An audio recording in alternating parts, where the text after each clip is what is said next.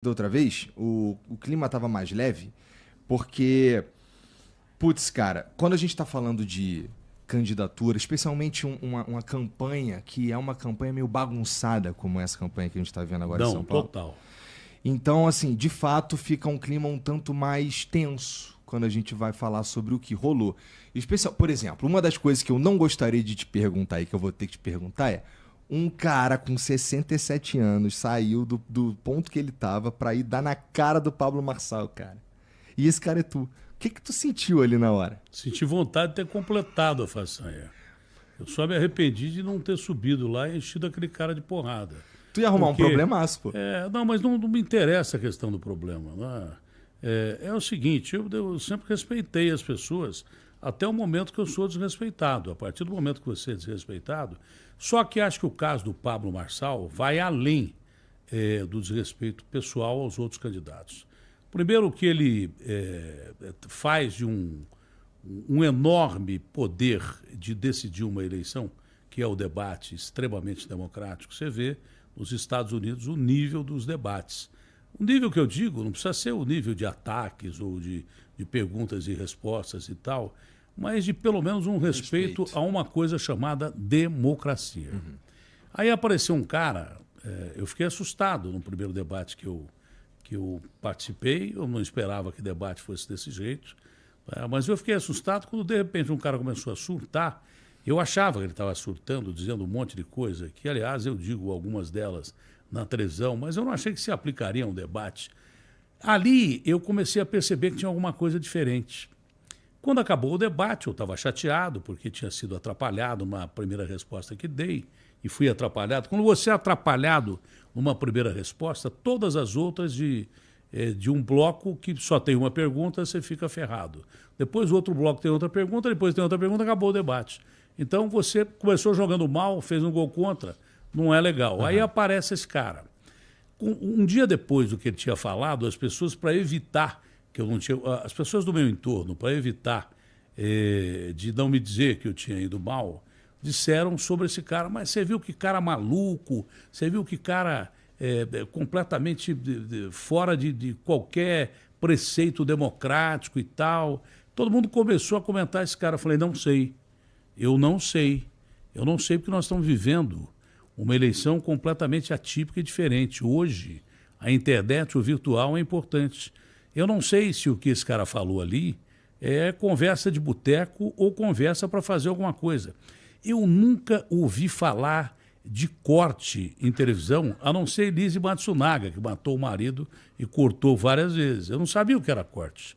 Mas eu não sabia que o cara montava um programa com todos os detalhes, para que ele montasse do jeito que ele quisesse, fizesse dos outros 4 candidatos atores passivos desse ciclo de horrores, ridicularizados e cortando só o que ele queria, muitas vezes ofendendo ou fazendo brincadeira. Chegaram até a gozar minha gagueira, como se não tivesse proposta. Não é, eu sou gago. Desde que eu nasci eu sou gago. De vez em quando eu sou mais gago do que o normal. Teve até um programa na BBC de Londres que o cara foi demitido, porque ele estava ouvindo, tem até na internet, é só procurar. Um entrevistador estava ouvindo pessoas que tinham dificuldade de falar. Uns falavam fino, outros gaguejavam, outros tinham problema, e ele começou a rir. Eu vi esse Ele foi demitido imediatamente, sei lá, no começo da internet. Então, eu sempre fui gago e sempre fui um grande apresentador. O maior apresentador de todos, o Pelé de todos, não vai ter igual. O Silvio Santos era gago, na verdade. E aí começaram a tirar sarro e tal. Aí eu percebi que o papo não era o debate da TV Bandeirantes. O papo era esse lance de corte. É o que sobrava do debate da TV Bandeirantes. Claro que as TVs abertas continuam tendo importância, e muita importância, mas o cara faz o programa que ele quer, desvirtua do jeito que ele quer. Podia até fazer isso, né? Porque a lei permite, eu vou chegar lá, mas sem desrespeito, sabe? Podia fazer isso dentro de uma certa ordem. É que o cara é mau, o cara é bandido, ele é bandido de carteirinha. Ele foi condenado, só não cumpriu prisão porque fugiu para os Estados Unidos. Ele era o cara que pescava os dados virtuais e passava para quadrilha de banco lá em Goiás. Foi condenado a 4 anos e 9 meses, acho que é isso, O Ricardo Nunes acho que mostrou a condenação dele. Dele não, Ricardo, que pode sair a qualquer momento. Ele está na máfia mas do Pablo Marçal hoje. Então, o lance é o seguinte, esse cara, ele chutou a democracia ali. Num primeiro momento, a imprensa apareceu indignada. Depois me parece que a imprensa percebeu que os cliques do cara davam resultado nos sites dos grandes jornais e tal, e começaram a dar um espaço para o cara, parece que negativamente, mas trouxeram esse cara que era conhecido no mundo virtual para o mundo real, o mundo da televisão. Porque a televisão, nessa transição para a internet, continua tendo a sua força. E ela tem uma força popular imensa. Uhum. Como a internet tem força em todos os sentidos, a televisão continua tendo... A televisão está para a internet como o rádio esteve para a televisão. Isso do meu ponto de vista. Trouxeram esse personagem para o mundo real. E o cara está aí. E o cara tem possibilidade de ganhar a eleição. Ele tem possibilidade total de ganhar a eleição. Esse é o medo que eu tenho, porque o cara é um mané. Entendeu? Ele não ouve. Ele usa o debate sem ouvir pergunta de ninguém, sem ouvir... não dá uma proposta, apresenta uma proposta de teleférico que não fala mais nada, e ele vai com os cortes preparados. Agora eu sei o que é corte. Vai com os cortes preparados para fazer o programa dele. Injusto. Eu, conversando com a Tabata algum tempo atrás, eu fui o primeiro cara a dizer o seguinte: por que eu, profissional de rádio e televisão, jornalista e radialista, porque eu tenho que me afastar 4 meses da minha função, né? E não posso falar na televisão, no meu programa, perco 4 meses de programa, e o cara que é um comunicador, você pode não se definir como um jornalista, mas você hoje é um dos grandes comunicadores do Brasil, porque isso aqui é comunicação absolutamente pura, absolutamente devidamente pura, atingindo um público excepcional, um público que tem alguns imbecis, tem, de fato tem alguns imbecis. Mas a maioria é de médico que sabe o que fala sobre uma cirurgia, a maioria é de delegados que entendem de segurança, a maioria é de garis que sabem o que é varrer uma rua, a maioria é de porteiro que sente o drama de quem vai entrar num prédio para te roubar, a maioria é de gente que quer conversar e se inserir no contexto como no mundo normal. A televisão era mais ou menos uma coisa que te alienava disso. Eu acho importante a chegada da internet para isso. Se você desvirtua um meio como esse, e a lei não percebeu isso, a lei tinha que ser mudada. Da mesma forma que eu me afasto do meu trabalho para, de repente, participar de uma eleição, esse cara que diz que ficou bilionário, virou o Trump, ele mesmo falou, tentando desmoralizar os outros candidatos, que ele tinha ganho mais dinheiro que qualquer um ali, pô, coitado desse cara, dinheiro eu não vou ficar dizendo que é ruim, porque vão dizer que eu sou demagogo, mas eu estou cagando mesmo para dinheiro, tanto que eu fujo de dinheiro. O dinheiro me procura, mas eu sei mais perder do que ganhar. O lance é o seguinte, esse cara não poderia, nem ele, nem ninguém, se candidatar com o programa dele no ar, no meio de comunicação, que hoje é tão importante quanto a TV, quanto o rádio. Por que eu tenho que me afastar? Né? E, de repente, ele pode usar a televisão para fazer a propaganda que ele quer. Hoje o mundo está falando do Alexandre de Moraes e do ex, não é verdade? Porque falta de liberdade de expressão e tal. Isso é um problema que não vem ao caso, que nem interessa discutir aqui. Se quiser discutir, tudo bem, mas acho que não interessa. O lance é que um cara está fazendo de uma eleição para a cidade mais importante do país, uma das mais importantes do mundo, das 10 maiores cidades do planeta, está fazendo de uma eleição uma baderna virtual. Porque o que adianta o debate? Segurar essa onda? Não, só ter lei. Ele não deveria. Ele não deveria, pela lei eleitoral, poder permanecer com o programa dele no ar do mesmo jeito que eu não posso permanecer com o meu programa no ar. Mas no caso do eu tenho que me afastar. Por exemplo, se eu me candidato, eu concordo contigo e eu acho que... Você pode fazer o seu programa que você estava fazendo agora há pouco, entrevistando quem você quiser. Tudo bem, mas eu... Só não podia falar de política. Como eu podia fazer programa de TV sem falar de política.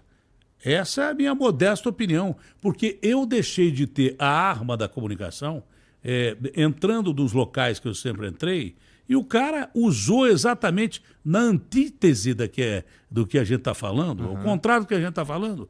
O cara usou o programa dele para fazer isso. E não tem volta, porque o primeiro debate foi importante, até agora os debates foram importantes, e até agora, até cortarem o barato do cara, ele continuou a fazer isso. Então, foi desproporcional. Para essa eleição, dá tempo? Não dá tempo, mas para as outras eleições eu acho que a justiça eleitoral tem que ser refeita. Como o Código Penal tem que ser refeito, não se adequa ao país, a justiça eleitoral tem que refazer as leis para uma eleição. Se é para um, tem que ser para o outro. Ou libera para todos, ou não libera para ninguém. Cara podia até fazer o programa dele, fazendo negócio de subir montanha, deixando os caras lá em cima para o bombeiro pegar. Sei lá o que ele faz, né? Porque eu nunca acompanhei direto, mas não me parece que é uma coisa das mais legais. Ele podia continuar fazendo essa merda que ele faz e de repente, não falar de política e nem usar debates de televisão para tirar sarro.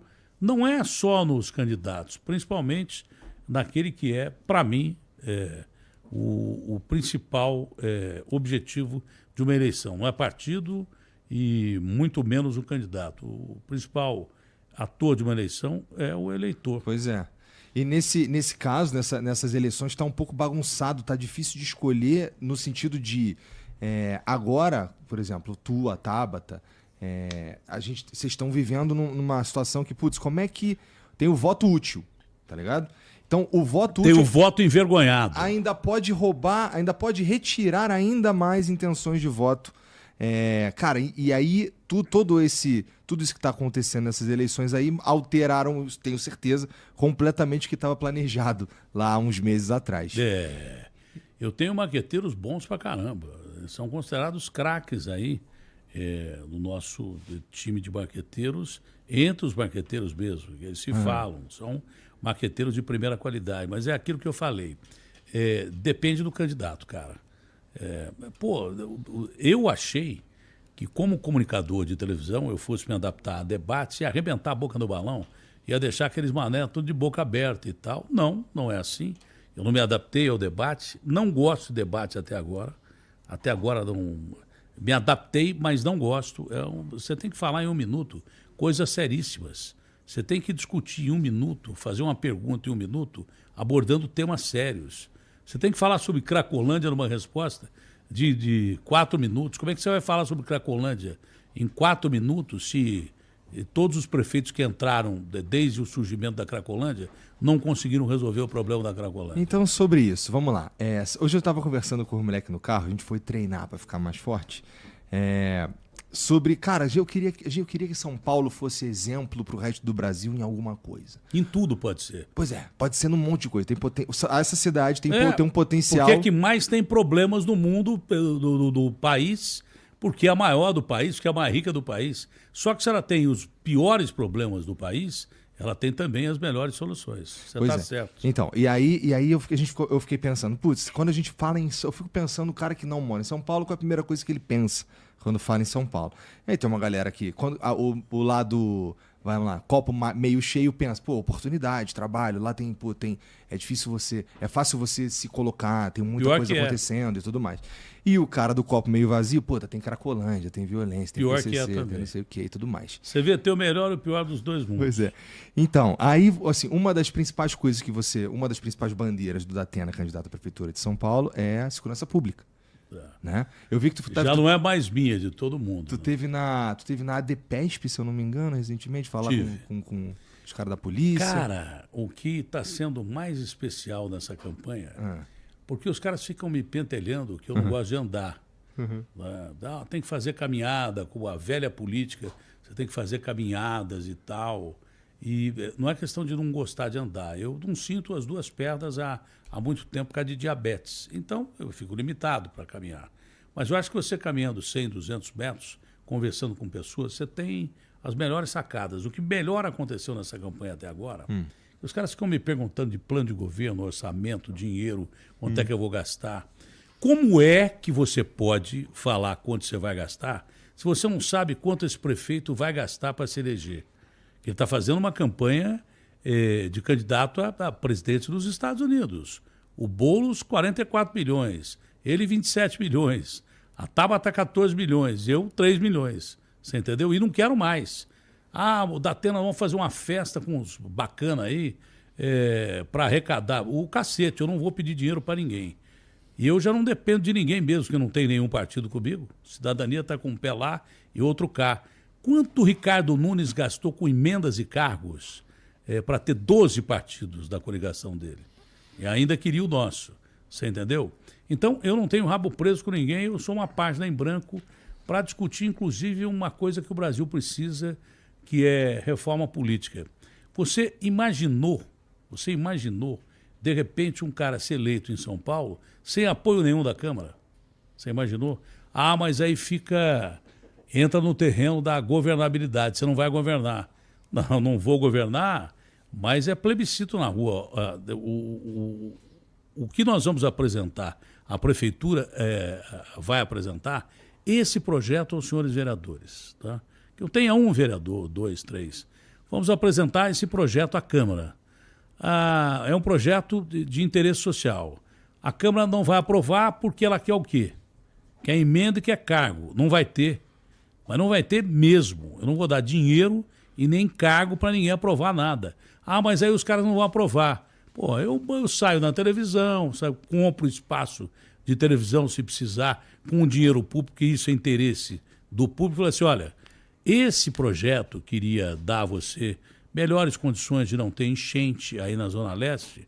Os seus vereadores que vocês votaram, que vieram aqui dizer que vão acabar com a enchente, porque usam a enchente como plataforma política todo ano, eles vão se revoltar, os seus eleitores vão se revoltar contra esses vereadores. Porque não é possível o cara que só depende de cargo e emenda.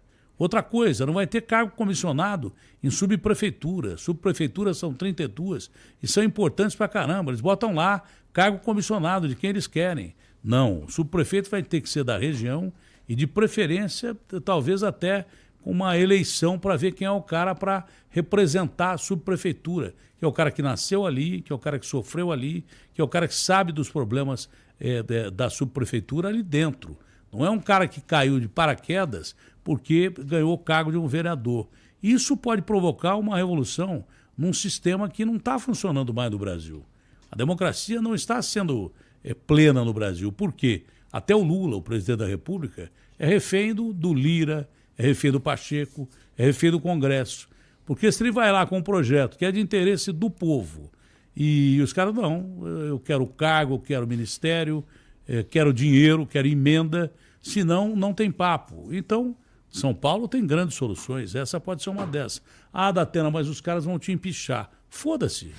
Se o cara me empichar, eu saio da prefeitura e digo pro povo, eu saí da prefeitura expulso um bando de gente que não está nem aí com vocês, que está ali para ganhar dinheiro com emendas e cargos. Então você tira a pele do cara que não gosta da população.